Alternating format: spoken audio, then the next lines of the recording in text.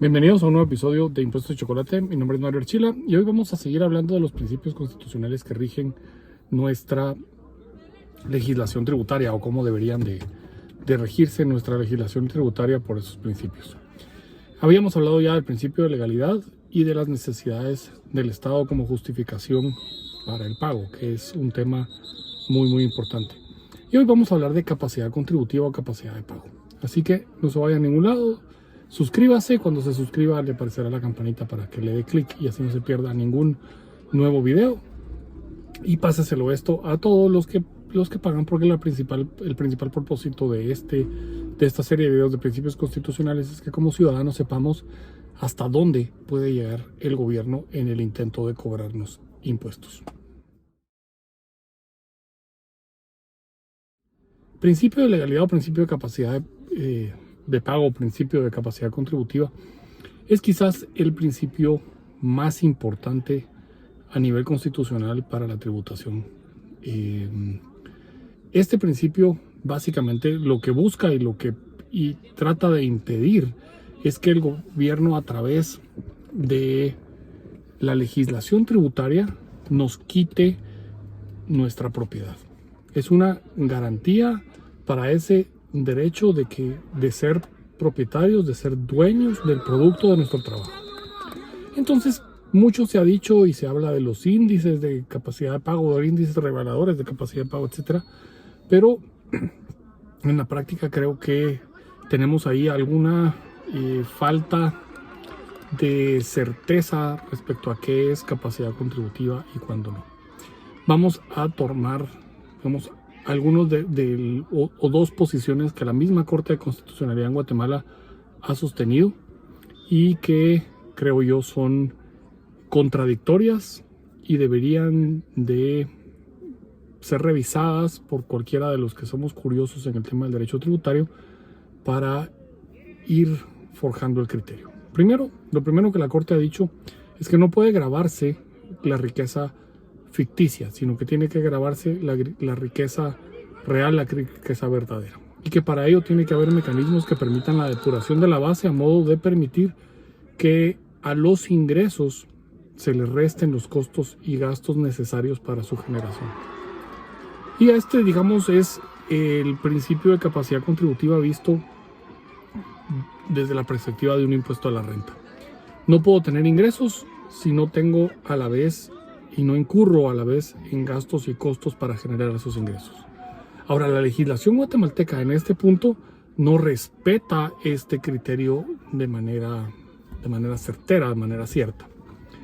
Vemos limitantes a costos y gastos deducibles que no van de la mano con este principio. Por ejemplo, regalías, por ejemplo, salarios a socios, por ejemplo, las cuentas incobrables tienen limitantes porcentuales respecto al ingreso.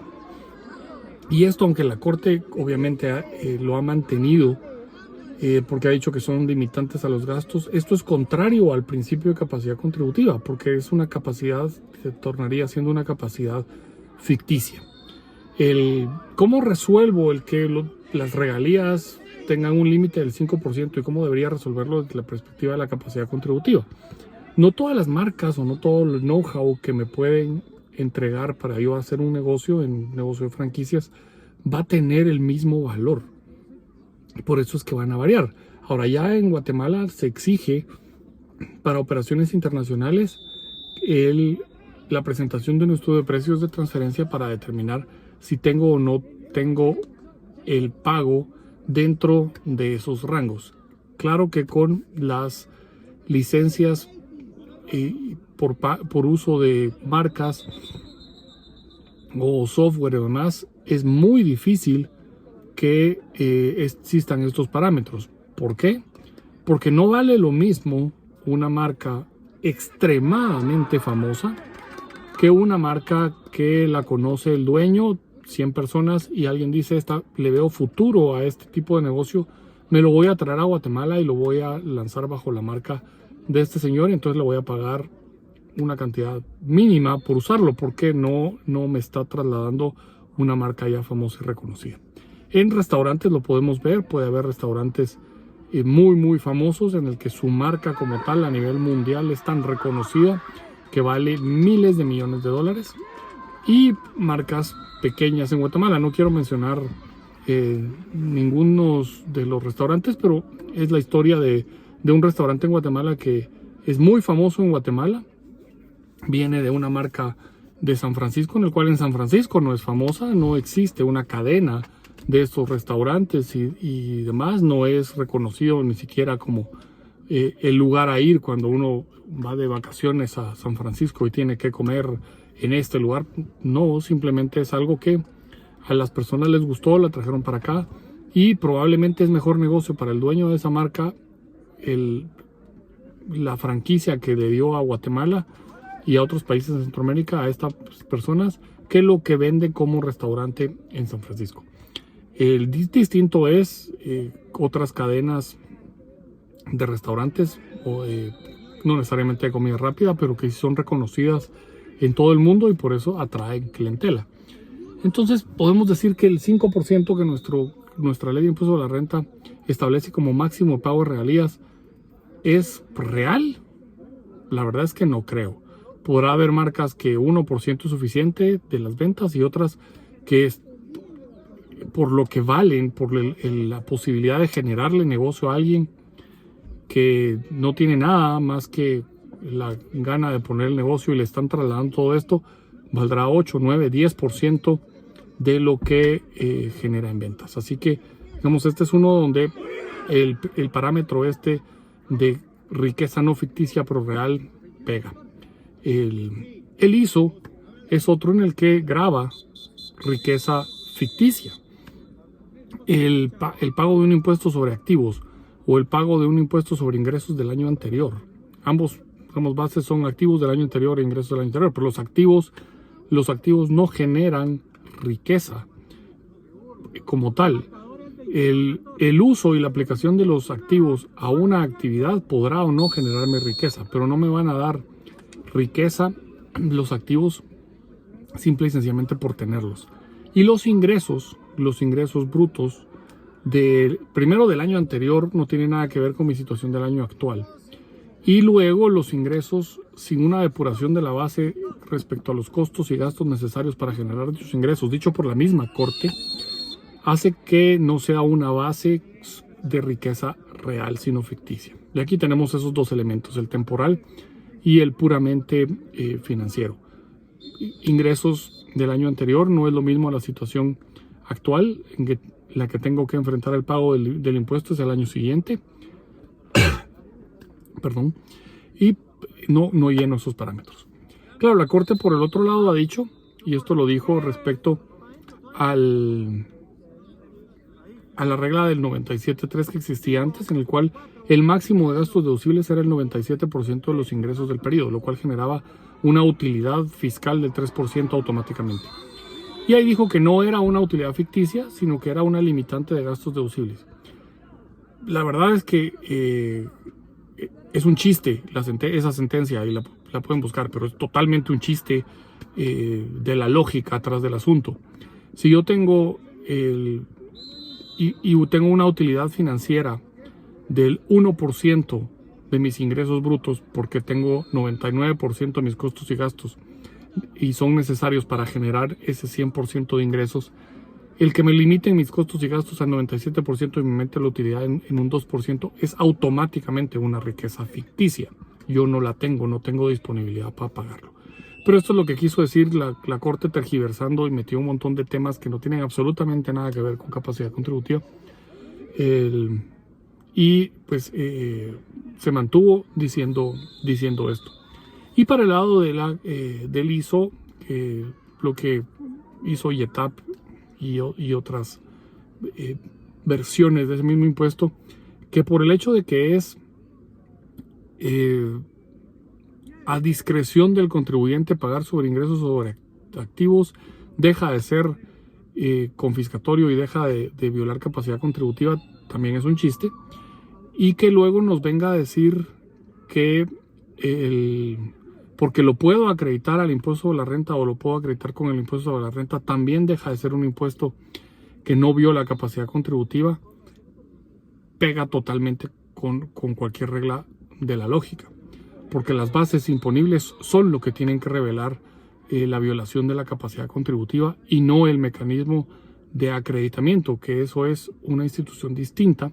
Cuando yo pago un impuesto y puedo usar ese impuesto para pagar otro, o parcialmente puedo pagar otro por alguna circunstancia.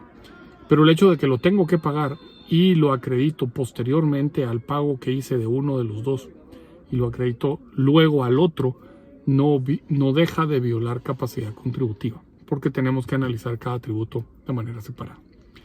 Y por último, pues, digamos, podemos hablar de dos, y solo voy a mencionar dos violaciones de capacidad contributiva muy claras en nuestra legislación. Una es el UCI, porque el UCI no tiene una base de riqueza real sobre el cual calcular y pagar el impuesto. Y lo podemos ver con un ejemplo muy sencillo.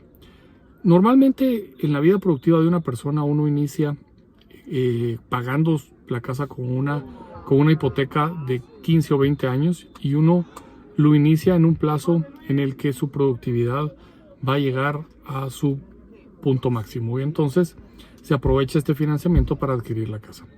Cuando la productividad va descendiendo, uno tiene que vivir luego llegado a algún punto de una jubilación, de ahorros, etc. Y resulta que es más caro, llega a ser más caro el pago del impuesto por las revaluaciones que hacen las propias municipalidades de la propiedad en la que uno está, hace más caro el impuesto que la sobrevivencia de una persona y tengo que decidir qué hacer con la casa y probablemente entonces me veo obligado en mi tercera edad, 65, 70, 80 años, en la que tengo que consumirme los ahorros para pagar el impuesto, probablemente abandonar esa casa, venderla o algo más. Y me está obligando a tomar una decisión que no es coherente con mi plan de vida, probablemente en la que yo quería tener una casa para poder retirarme ahí en mi vejez. Y me obliga a tomar estas decisiones económicas que no se tomarían si no existiera el impuesto. Y esa es neutralidad del sistema.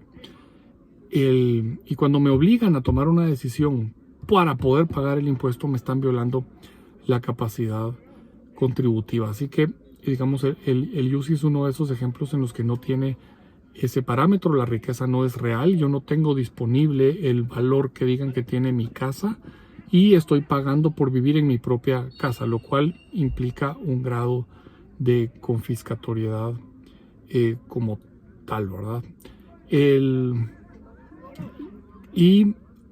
Obviamente ya mencionamos el UCI como violación de capacidad contributiva, y otro de los aspectos donde se viola la capacidad de pago, la capacidad contributiva, son los mecanismos que se colocaron en el IVA, como las retenciones del IVA y como las obstrucciones para la devolución del crédito del IVA en la exportación. Esos dos mecanismos violan la capacidad contributiva porque no están atendiendo a la situación del contribuyente como tal en el IVA. Cuando alguien vende servicios y le retienen el IVA, yo vendo un servicio, emito una factura por 100 más 12 de IVA, 112, me retienen el IVA y me entregan solo una porción del IVA. Si mi margen de ventas tiene a muchas personas que me hacen retenciones del IVA y luego tengo créditos, que quiere decir que yo hice compras necesarias para generar mi actividad y tengo mucho IVA pagado en esas compras, el débito debería de compensarme esos créditos que yo ya pagué. Pero cuando me hacen muchísimas retenciones, entonces me quedo con crédito acumulado y estoy soportando un pago que en el diseño del IVA, por su neutralidad, y esto es por no violar capacidad contributiva, no debería de soportar. Es decir, que estos mecanismos violan la capacidad contributiva de quien está prestando servicios, le están reteniendo porque le están obligando a soportar el costo de un IVA cuando el impuesto está diseñado para no tener que soportarlo como tal, sino que quien tiene que soportar el peso económico es el consumidor, es a quien yo le vendo. Así que bueno, este es, digamos, el segundo ejemplo donde nuestra legislación no sigue esos principios de capacidad contributiva, tristemente. Esperemos que esto se vaya corrigiendo en el futuro.